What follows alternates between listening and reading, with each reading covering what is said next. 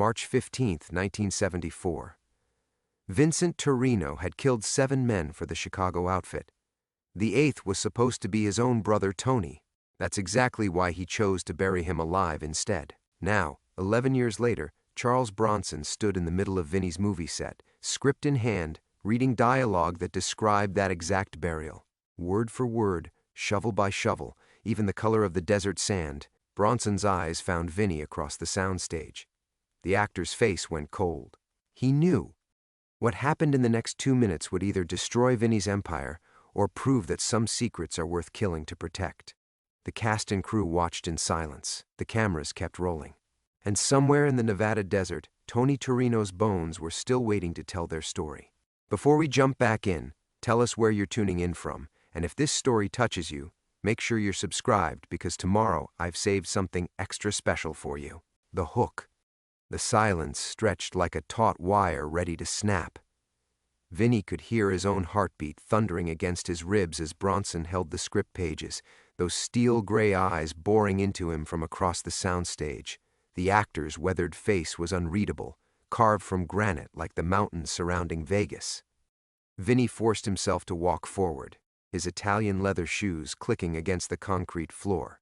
Each step felt like walking toward his own execution.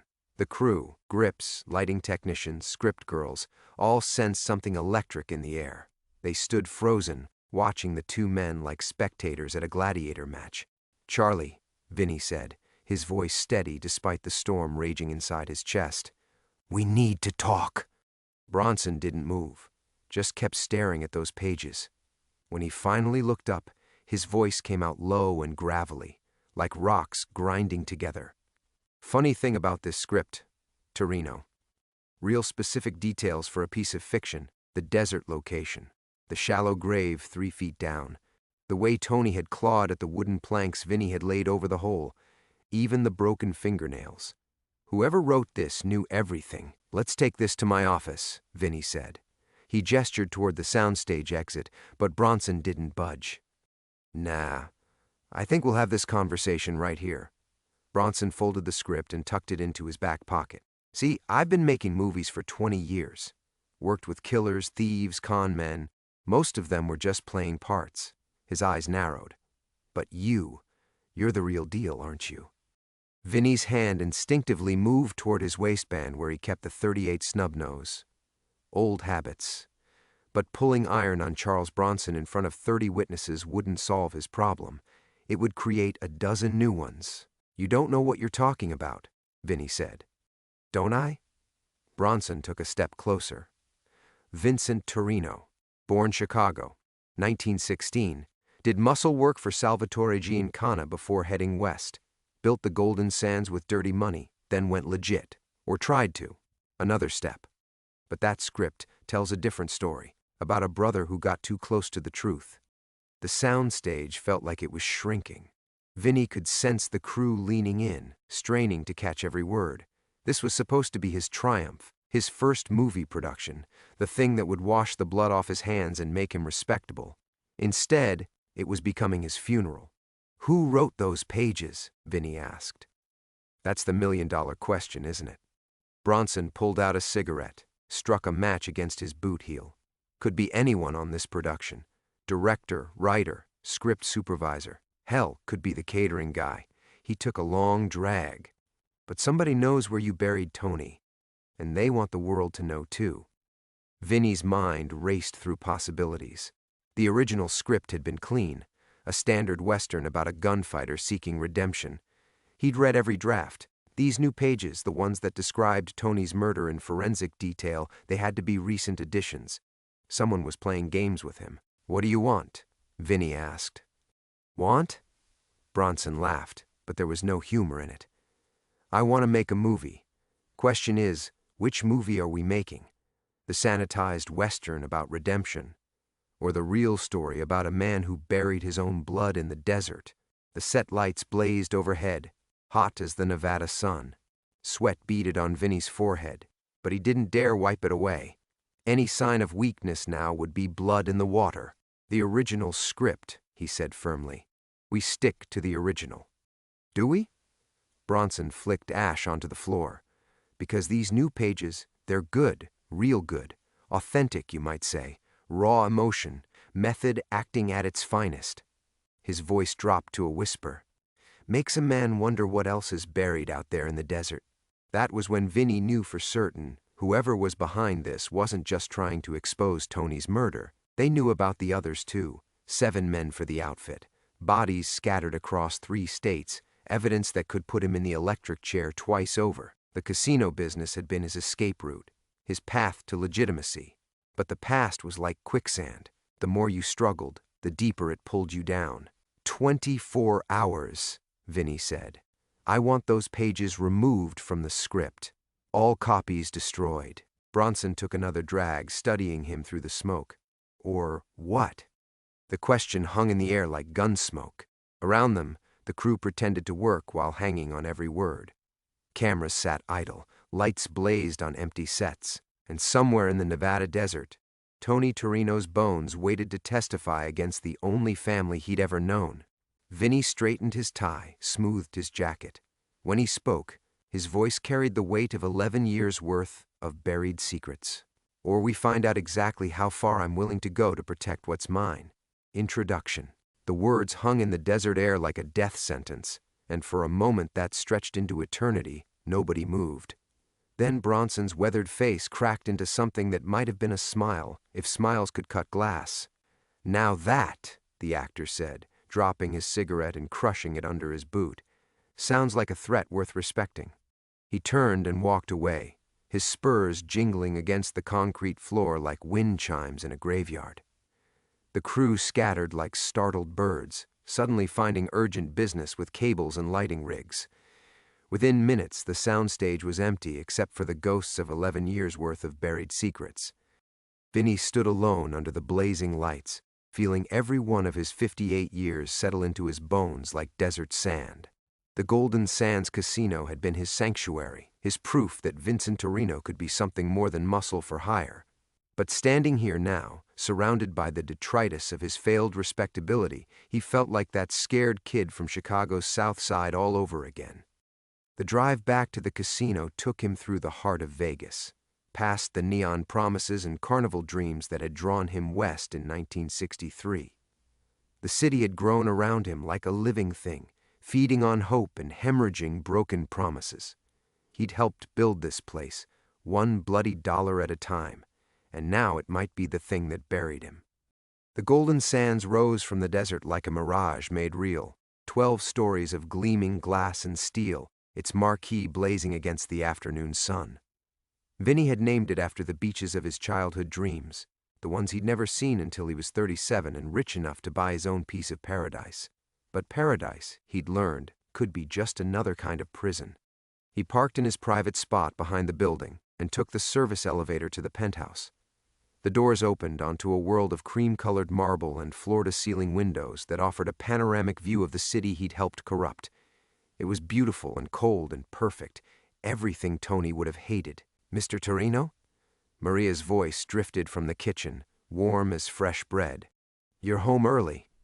Maria Sandoval had been keeping his house for 3 years now, ever since her husband died in a construction accident on the Strip. She was 42, with graying hair and careful hands, and she treated Vinny's penthouse like a holy place. More importantly, she treated him like a man instead of a monster. "Rough day at the studio," he called back, loosening his tie. The silk felt like a noose around his throat. She appeared in the doorway, drying her hands on a kitchen towel. Her dark eyes took in his disheveled appearance with the practiced concern of someone who'd spent 20 years reading her husband's moods after dangerous days on construction sites. "You look like you've seen a ghost," she said softly. If only she knew. "Just tired, Maria. Maybe some coffee?" "Of course." She studied his face for another moment, then disappeared back into the kitchen. The sound of her moving around, the gentle clink of porcelain, the whisper of running water, filled the apartment with something approaching peace. Vinny walked to the windows and stared out at his kingdom. The afternoon sun painted the desert mountains purple and gold, the same colors that had filled the sky the night he'd buried Tony. 11 years, and he could still feel the weight of the shovel in his hands, still hear his brother's voice echoing from the bottom of that hole. "Please, Vinny, I won't say nothing. You're my brother, but Tony had already said too much. To the wrong people, about the wrong things. And in Salvatore Giancana's world, family loyalty took a back seat to business necessity. The coffee arrived on a silver tray, steam rising from the delicate cup like incense. Maria set it on the glass table beside his chair, her movements efficient and quiet. "Will you be staying in tonight?" she asked. "Yeah, cancel my dinner with Kellerman." "And Maria?" He turned from the window, meeting her concerned gaze. "If anyone comes looking for me, anyone at all, I'm not home. Understood?" Something flickered in her eyes, fear maybe, or recognition that the careful peace they'd built here was starting to crack. But she just nodded and withdrew, leaving him alone with his ghosts and the bitter taste of excellent coffee. Outside, Vegas pulsed with its eternal rhythm of risk and reward. Somewhere out there, Charles Bronson was reading those script pages, learning the intimate details of how a man could kill his own blood for money. And somewhere else, in the vast Nevada desert, Tony's bones waited patiently for justice. Vinny sipped his coffee and watched the sun begin its descent toward the horizon. In a few hours, the city would come alive with its neon promises, but for now, in this quiet moment before the storm, he allowed himself to remember what it felt like to be human. It had been a long time. The call, the telephone's shrill ring shattered the desert quiet like breaking glass. Vinny's hand froze halfway to his coffee cup, the delicate porcelain suspended in the amber light filtering through his penthouse windows. The phone rang again, its metallic voice cutting through the careful silence he'd built around himself. 3 rings. 4. Nobody called this number. His private line, known only to Maria and his lawyer, existed for emergencies that never came and conversations that never happened. The Golden Sands' business flowed through other channels, other voices, other hands. This line was for the man Vincent Torino pretended to be, the legitimate businessman with nothing to hide. 5 rings. 6. He set down the cup and walked to the antique mahogany desk where the black rotary phone sat like a sleeping predator. The brass nameplate beside it read Vincent Torino, President in elegant script, a title that had cost him 11 years and 7 bodies to earn. 7 rings. Vinny lifted the receiver. Yeah. Static crackled across the line, the sound of distance and bad connections. Then a voice emerged from the electronic snow, gravelly, familiar, and absolutely impossible.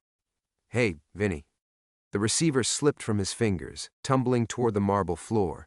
He caught it at the last second, his heart hammering against his ribs like a caged bird. The voice couldn't belong to who he thought it did. Dead men didn't make phone calls. Dead men didn't... Tony? The word escaped as barely a whisper. Laughter drifted through the static, bitter as desert wind. "Miss me, brother?" The penthouse seemed to tilt around him. Vinny gripped the edge of the desk, his knuckles white against the dark wood. This had to be some kind of joke, some elaborate setup. Tony Torino had been dead for 11 years, buried 6 feet under Nevada hardpan with a bullet in his skull, and Vinny's fingerprints on the gun. "You're dead," Vinny said, his voice stronger now. "I put you in the ground myself." "Did you? Or did you just think you did?"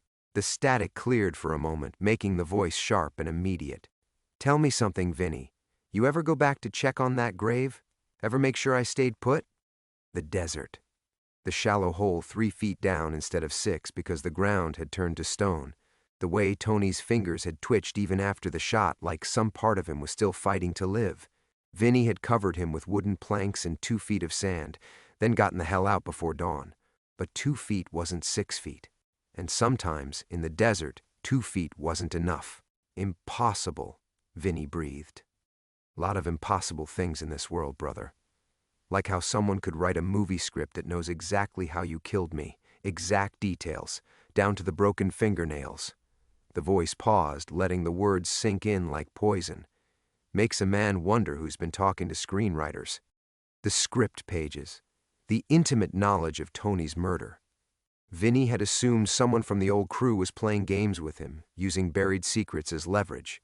But if Tony was alive, if he'd somehow crawled out of that desert grave like some nightmare Lazarus, then everything changed. "Where are you?" Vinny's hand moved instinctively toward his waistband, muscle memory reaching for the .38 that had killed his brother once already. "Close," Real close. Close enough to smell that fancy coffee you're drinking.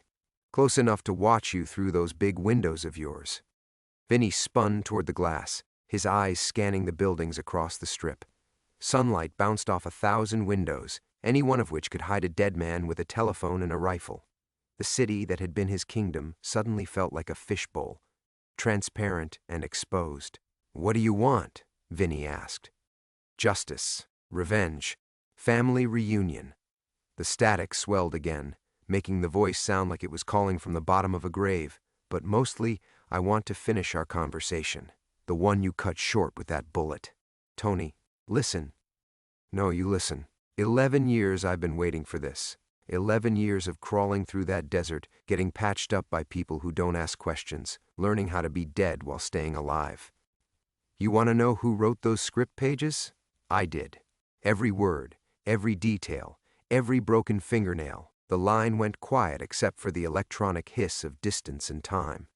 When Tony spoke again, his voice carried the weight of 11 years' worth of desert graves. See you real soon, brother." The connection died with a soft click, leaving Vinny alone with the dial tone and the terrible certainty that his carefully constructed world was about to come crashing down around him.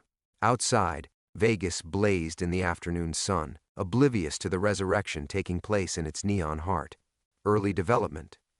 Vinny stood frozen at his desk for a full minute after the dial tone went dead, the receiver still pressed against his ear like he could somehow pull Tony's voice back through the wire.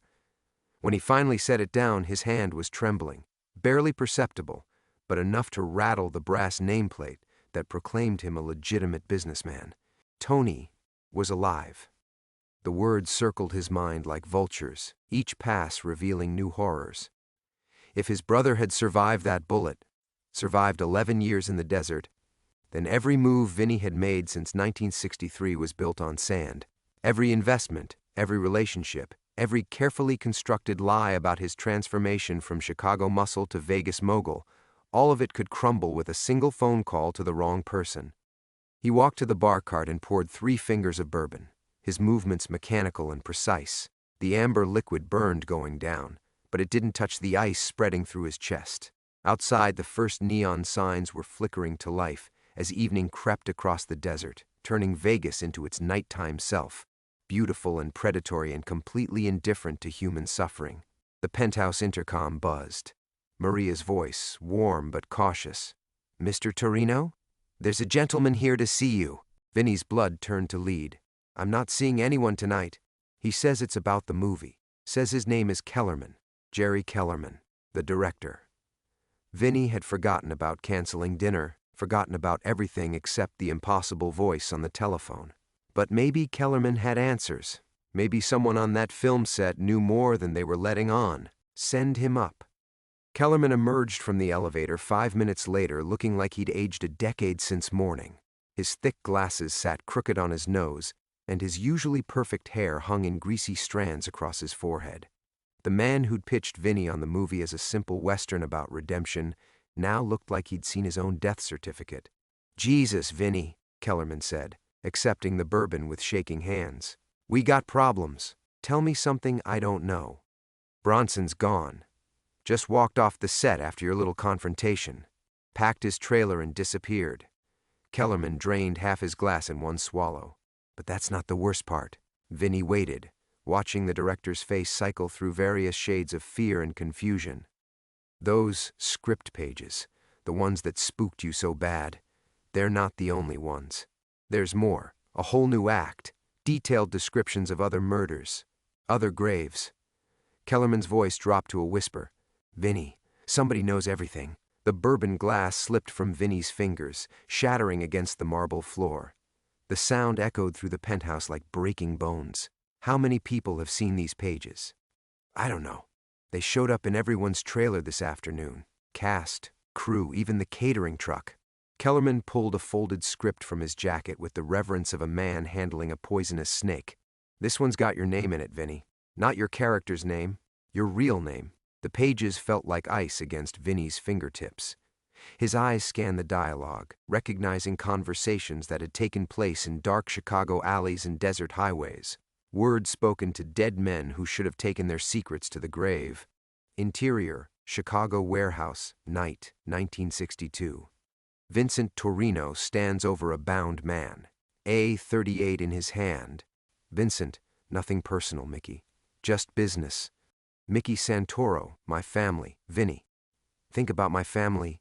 Vincent, should have thought about that before you started talking to the feds. Sound of gunshot. Fade to black. Mickey Santoro, dead 12 years. Buried under a construction site that was now a shopping mall on the north side. No witnesses except Salvatore Giancana himself, and Giancana had been dead for years. Where did these come from? Vinny's voice was barely audible. Nobody knows. They just appeared. Like someone slipped them into the regular script deliveries. Kellerman finished his bourbon and immediately poured another. But that's not what's got me scared, Vinny. What? It's not just the murders.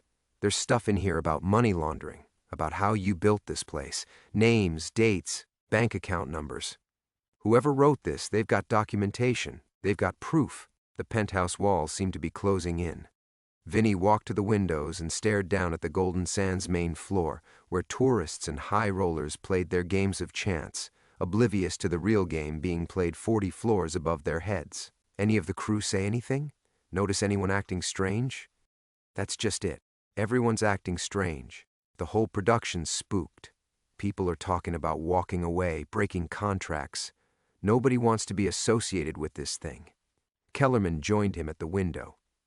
But there's something else, Vinny. Something weird. More weird than a movie script that reads like a confession? The handwriting on the new pages. It's old-fashioned. Like someone who learned to write 50 years ago.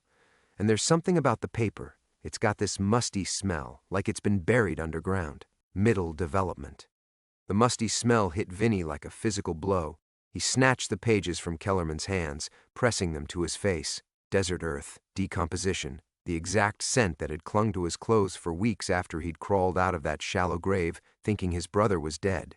Jesus Christ, he whispered, the pages trembling in his grip. He's been watching me for years. Who? Who's been watching you? Kellerman's voice cracked with panic. But Vinny was already moving, crossing to the wall safe behind a Picasso that had cost more than most people's houses. His fingers worked the combination, Tony's birthday, the one date he'd never been able to forget, and the steel door swung open. Inside, nestled between stacks of cash and insurance documents, sat a small leather journal. His father's handwriting primer, the one their old man had used to teach both boys to write in the careful old-world script their grandfather had brought from Sicily.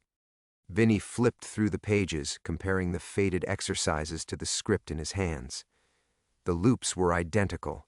The careful formation of each letter, the way the G descended below the line, it was Tony's handwriting, filtered through their father's lessons and aged by 11 years of whatever hell his brother had crawled through. My brother, Vinny said, the words tasting like grave dirt. My dead brother wrote this. Kellerman laughed, a high, hysterical sound. Your dead brother? Vinny, you're losing it. Dead people don't. The phone rang again. Both men froze. The same black rotary that had delivered Tony's voice sat on the desk like an accusation, its brass bell cutting through the penthouse quiet. Kellerman's face went white. Don't answer it, he whispered. But Vinny was already reaching for the receiver. Some part of him needed to hear that voice again, needed confirmation that his carefully buried guilt had finally taken physical form. Yeah. Find the journal yet? Tony's voice was clearer now, like he was calling from just downstairs. Dad always said you were the slow learner. How long? Vinny's throat felt like sandpaper. How long have you been alive? Depends what you mean by alive. You put a bullet through my lung, not my brain. Took me 3 days to dig out of that hole you threw me in. 3 days without water, eating sand, listening to coyotes circle overhead. The static crackled with something that might have been laughter. I died in that hole, Vinny. What crawled out was something else. Kellerman was backing toward the elevator, his face a mask of terror. Vinny held up a hand, stopping him. Whatever this was, whatever Tony had become, Kellerman was part of it now. There was no walking away. I had orders, Vinny said. Giancana said you were talking to the FBI. Said you were going to bring down the whole operation. I wasn't talking to anyone. Tony's voice carried 11 years of accumulated rage. I was trying to get out. Clean. Just like you did, except I was going to do it honest, without blood on my hands. The words hit like bullets. Vinny remembered that night. Tony's desperate phone call, his brother's voice thick with fear, and something that might have been hope. I found a way out, Vinny, a way to leave all this behind. But Giancana had already given the order. Tony Torino knew too much and trusted too little. He had to die. The FBI file was a plant, Tony continued. Giancana fed you false information because he knew you'd do his dirty work. Family killing family. Keeps the hands of the real bosses clean. Vinny's legs gave out. He collapsed into his desk chair, the receiver slipping from nerveless fingers. Kellerman caught it, holding it like a snake. He's gone, Kellerman whispered after a moment. Then, louder, Vinny, we have to call the police. This is insane. No cops. Vinny's voice was dead, mechanical. You don't understand. Tony didn't just know about my murders, he knew about everything. Every body, every payoff, every grave I helped dig for Giancana's crew. If he's been planning this for 11 years. The elevator chimed softly. Both men turned toward the sound, watching the brass numbers above the doors tick upward. 38, 39, 40, the penthouse floor. Kellerman dropped the phone and ran for the stairwell, his footsteps echoing off marble. Vinny remained seated, his eyes fixed on those rising numbers. Somewhere in his mind, he could hear his father's voice reading from the old country Bible, and he cried with a loud voice, "Lazarus, come forth!" The elevator doors opened with a whisper of expensive machinery. Tony Torino stepped into the penthouse, and Vinny finally understood what 11 years of desert justice could do to a man's soul. The man standing in the elevator doorway bore only a passing resemblance to the brother Vinny had killed 11 years ago. Tony Torino had always been lean, but now he was skeletal, his skin weathered to leather by desert sun and survival. A jagged scar ran from his left temple to his jaw, and his eyes, once warm brown like their father's, had turned the color of burnt glass. He wore an expensive suit that hung wrong on his frame, as if he'd forgotten how civilized men dressed. "Hello, Vincent." Tony stepped into the penthouse with careful, measured movements, like a man who'd learned to conserve every gesture. Nice place, very respectable. Vinny's hand drifted toward his waistband, but Tony shook his head with something that might have been amusement. "I wouldn't. Maria downstairs has very specific instructions about what happens if I don't walk out of here in exactly 30 minutes. Tony glanced at his watch, a cheap drugstore piece that looked absurd against his tailored sleeve. 28 minutes now, you son of a bitch." The words came out as barely a whisper. "All this time, you let me think." "Let you think what? That you'd actually finish the job?" Tony moved to the bar cart, pouring himself 3 fingers of Vinny's best bourbon. His hands were steady, controlled. "You always were sloppy, Vincent. Dad used to say it would get you killed someday. Turns out he was only half right." Vinny stood slowly, his legs still unsteady. The man across from him was a ghost made flesh, but worse, he was a ghost with purpose. Every movement, every word carried the weight of 11 years' worth of planning. "What do you want?" "Justice would be nice, but I'll settle for watching your empire crumble." Tony raised his glass in a mock toast. "To the Golden Sands Casino and Resort. Built on the bones of better men. You don't understand. Giancana had evidence. Giancana had lies." Tony's voice cut through Vinny's protests like a blade. Doctored photographs, fake reports, theater designed to turn brother against brother. He pulled a manila envelope from his jacket and tossed it on the desk. The real FBI file. The one you never saw. Vinny's hands trembled as he opened the envelope. Inside were photocopied pages, government letterhead, his brother's name stamped across surveillance reports and interview transcripts. But these weren't the reports Giancana had shown him. These painted a different picture entirely. Subject has made no contact with federal agents. Surveillance discontinued due to lack of criminal activity. Anthony Torino appears to be distancing himself from Chicago operations. Recommend removing from active watch list. Note, Subject has applied for legitimate business permits in Nevada. No indication of ongoing criminal association. The pages fluttered from Vinny's fingers like dying birds. 11 years of guilt and justification crumbled in an instant. He'd killed his brother for nothing, worse than nothing. He'd killed him for trying to do exactly what Vinny himself had done, only honestly. "You were getting out," Vinny said, the words barely audible. "I was already out. Had a job lined up at a construction company in Reno. Clean work, honest work." Tony finished his bourbon and set the glass down with deliberate precision. "I called you that night to say goodbye, Vincent, to tell you I'd found a way to leave the blood behind." The memory crashed over Vinny like a wave. Tony's voice on the phone, excited and desperate and hopeful all at once. "I found a way out, Vinny. A legitimate way." But Giancana had been whispering poison in Vinny's ear for weeks, showing him the doctored files, convincing him that Tony was weak, that family meant nothing when survival was at stake. "Why now?" Vinny asked. 11 years, Tony. Why wait 11 years? Because I wanted you to build something first. Something beautiful and successful and legitimate." Tony's scarred face twisted into something that might have been a smile. "I wanted you to become everything you thought you were, so I could watch it all burn down." The elevator chimed again. Through the brass-numbered floor indicator, Vinny could see it rising. 35, 36, 37. Tony checked his watch. Right on time. "You remember Charles Bronson, don't you? Stormed off the set this afternoon in a rage." Funny thing about actors, Vincent. They're very civic-minded when presented with evidence of real crimes. Vinny's world tilted on its axis. "You hired Bronson." "I hired everyone. The whole production. Every actor, every crew member, every craft service intern. The Western was just theater, Vincent. An elaborate stage for your final performance." Tony moved toward the elevator as the doors opened with a whisper. "The FBI will be here in approximately 3 minutes. I made sure to give them copies of everything, the real evidence this time." As the elevator doors began to close, Vinny saw his brother's face one last time, transformed by 11 years of patient hatred into something both familiar and utterly alien. "Goodbye, Vincent," Tony said.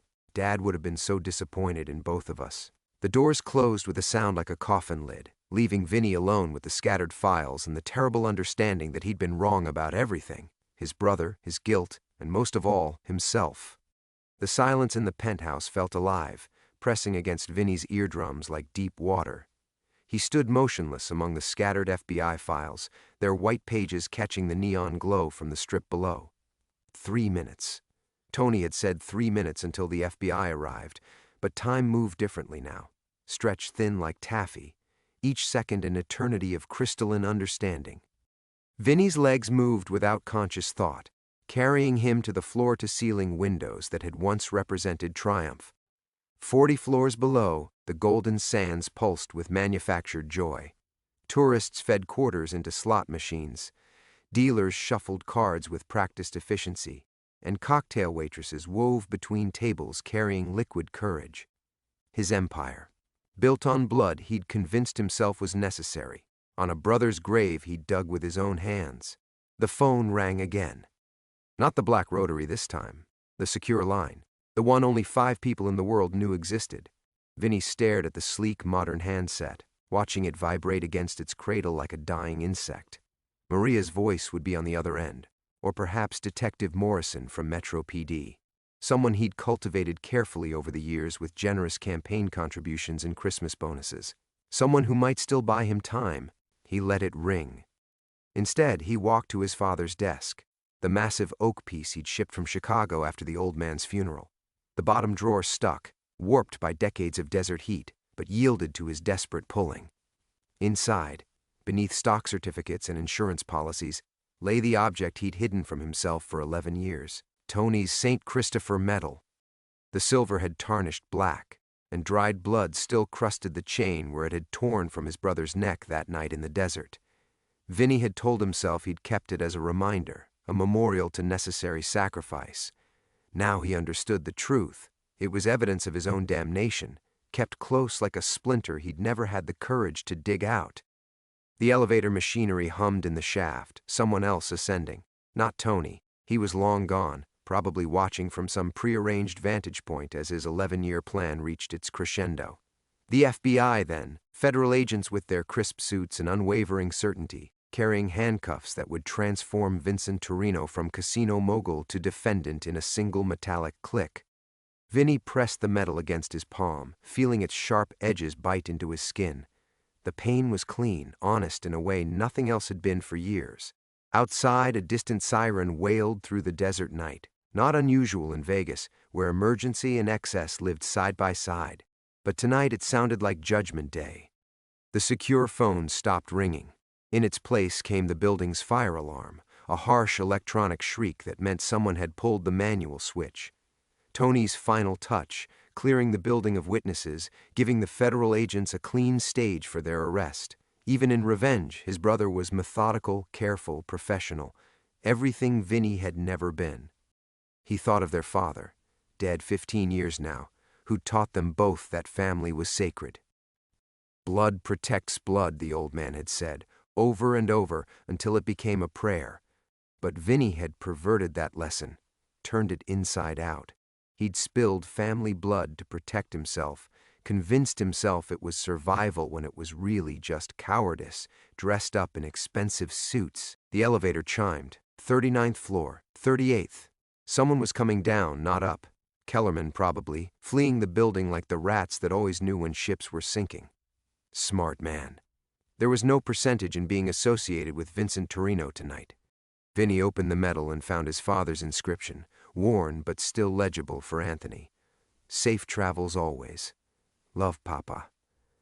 The old man had given it to Tony on his 18th birthday, the same day he'd officially brought both boys into the family business.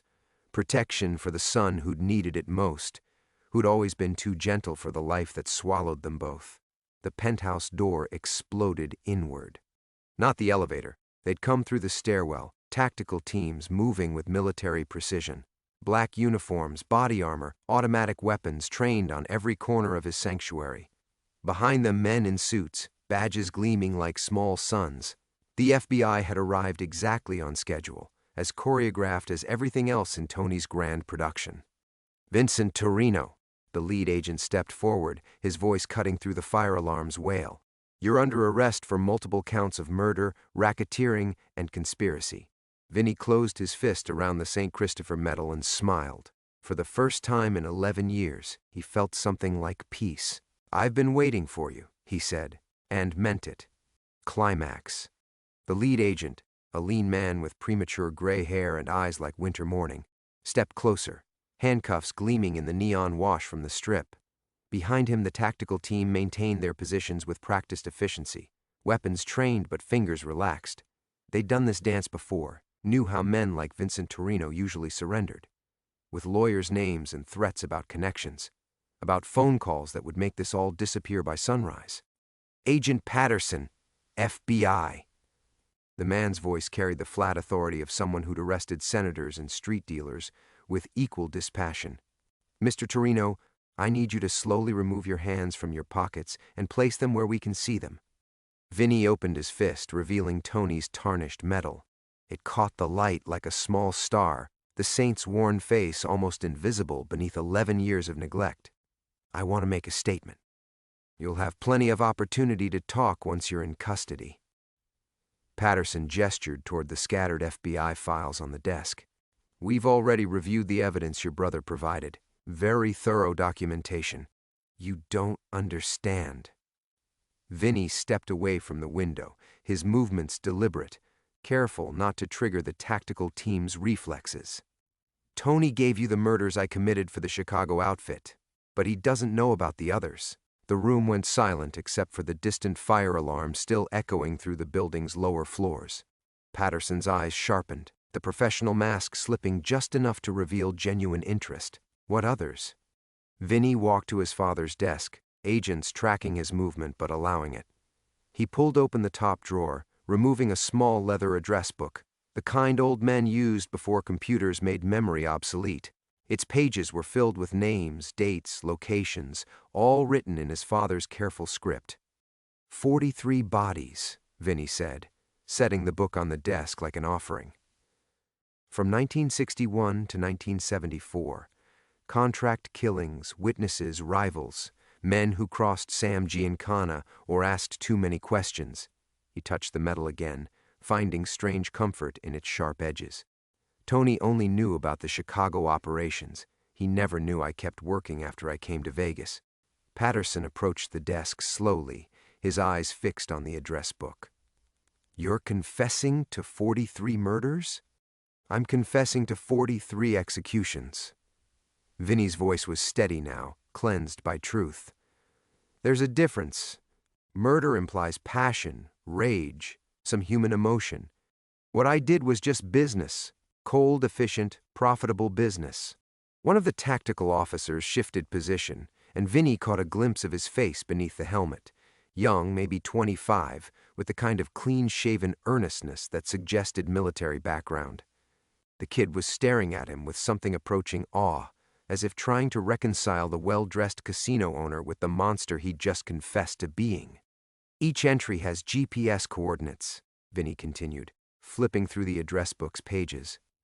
"Depth of burial, method of execution, identifying characteristics. My father was old school. He believed in keeping proper records. Said a man's work deserved documentation, even work that couldn't see daylight." Patterson's hand hovered over his radio, probably alerting superiors that this arrest had just become something unprecedented. A serial killer's detailed confession, delivered with the casual precision of a quarterly earnings report. "Why?" Patterson's question cut through the tactical noise, the shifting of equipment and whispered communications. "Why tell us this?" Vinny looked past the agents toward the elevator doors where Tony had made his final exit. His brother was out there somewhere, watching his revenge play out exactly as planned. Except Tony had miscalculated one crucial element: Vinny's capacity for self-destruction when faced with absolute truth. "Because I killed my brother for trying to be better than what we were." The words came out steady, factual. I murdered the one person in my life who believed family could mean something more than blood and violence.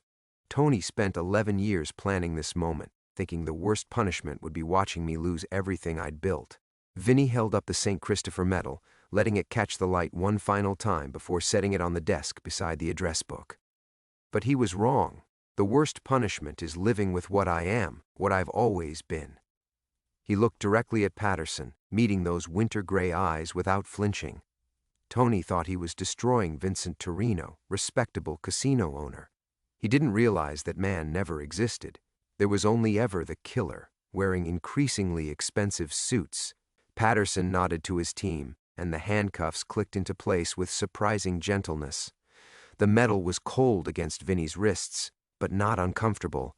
If anything, it felt like resolution. "Vincent Torino," Patterson said formally, "you have the right to remain silent." But as they led him toward the elevator, past the scattered evidence of his brother's perfect revenge, Vinny found himself speaking anyway. "Tell Tony I finally understand what Dad meant about family," he said to the closing penthouse doors.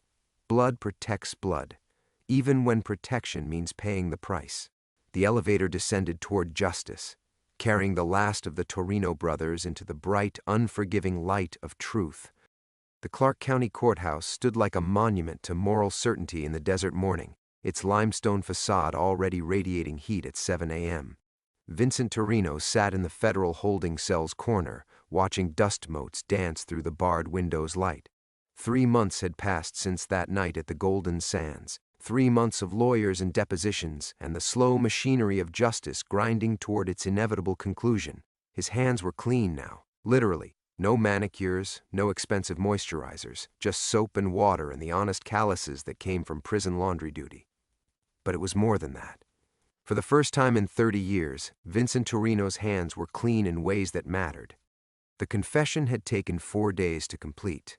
Agent Patterson and his team had worked in shifts, recording every detail, every location, every name from his father's leather address book. 43 families would finally learn what happened to missing sons, husbands, fathers.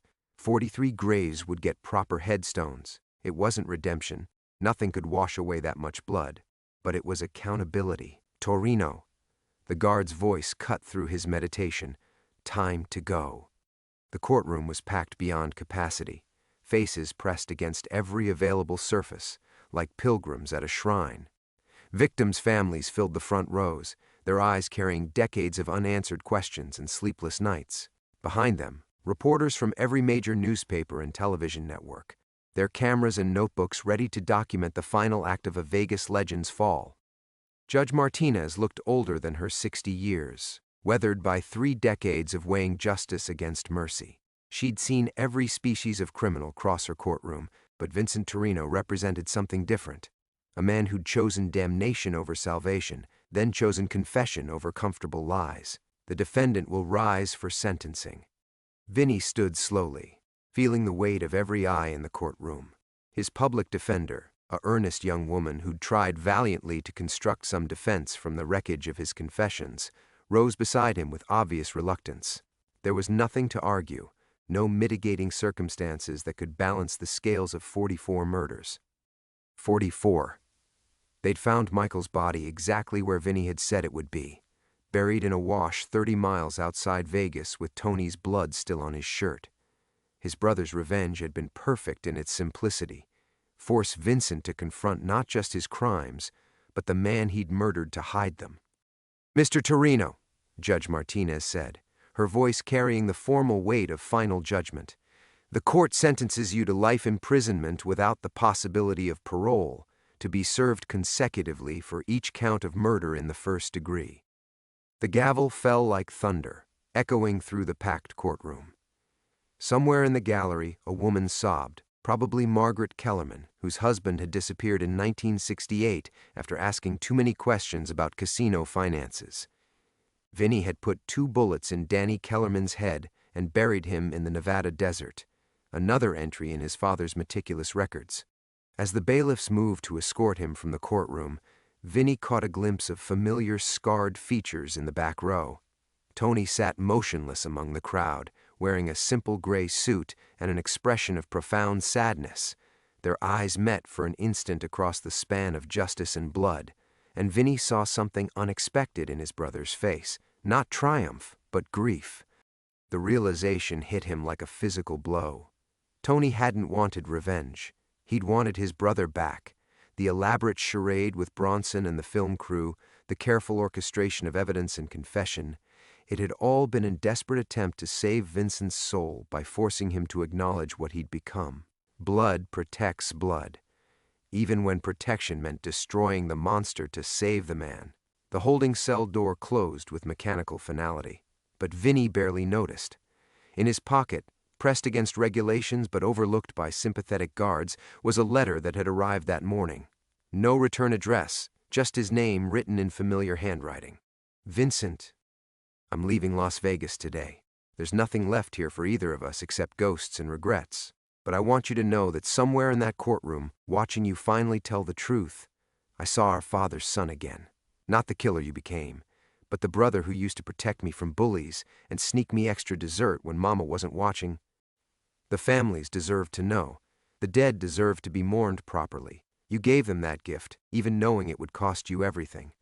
Maybe especially knowing there's a chapel in Reno where I light candles sometimes. St. Christopher's, down on Virginia Street. I'll light one for you every Sunday until one of us joins the others we've lost.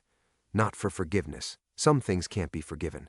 But for the boy you were before the blood changed you into something else. Your brother, Tony." Vincent Torino folded the letter carefully and held it against his chest as the transport van carried him toward federal prison and the rest of his life.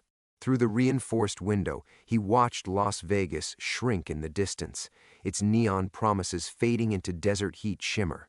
For the first time since that night in 1963, he felt something approaching peace.